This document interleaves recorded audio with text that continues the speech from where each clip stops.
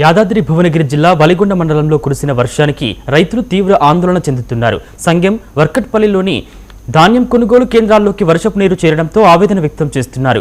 మృగశిర కార్తె ప్రారంభమైనప్పటికీ అధికారులు ధాన్యం కొనుగోలు చేయడం లేదని రైతులు ఆరోపించారు.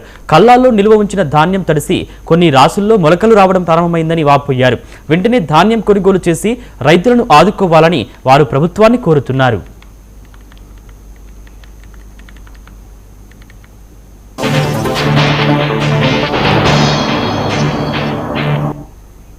పోసి 2 నెలల సంది మార్కెట్లో పోసి ఇంతవరకు వాళ్ళు వస్తలేరు, కొంటలేరు. 7 వడ్లు ఆడ మొలకలు వెళ్ళిపోతున్నాయి, చాలా ఖరాబ్ అవుతుంది. ఇంకెప్పుడు కొంటారో అని ఎదురు చూస్తున్నాయి. కానీ 7 వడ్లు ఆడనే ఉన్నాయి, వానలు కొట్టి అన్ని ఖరాబ్ అవుతున్నాయి. ఇటువంటి ఇబ్బంది ఇప్పుడు రాలేదు మాకైతే. జర మా వడ్లు కొనుగోలు చేస్తే మాకు జర మంచిగా ఉంటుందని మేము వేడుకుంటున్నాం. పథకాలు రావాలి, మా వడ్లు తీసుకుపోవాలని కోరుతున్నాం. 7వ నెలకు రావస్తుంది. ఇంత అన్యాయంగా ఎప్పుడు కూడా రైతులకు ఈ పరిస్థితి రాలేదు.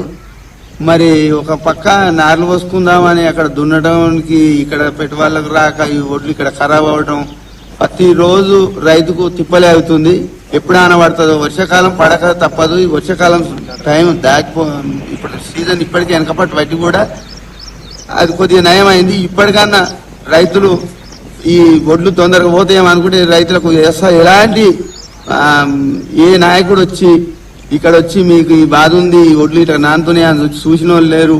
ఎంతమంది దగ్గరకు పోయినా, ఎప్పుడు మన కలెక్టర్ కాడికి పోయినా, ఎక్కడెక్కడ తిరిగినా కానీ ఏ నాయకుని ఎవరికి అడిగినా కానీ ఈ వడ్లని తొందరగా కొనుగోలు చేస్తాం, రైతులను ఆదుకుంటాం అనే ప్రభుత్వాలు అయితే ముందుకు వస్తలేవు.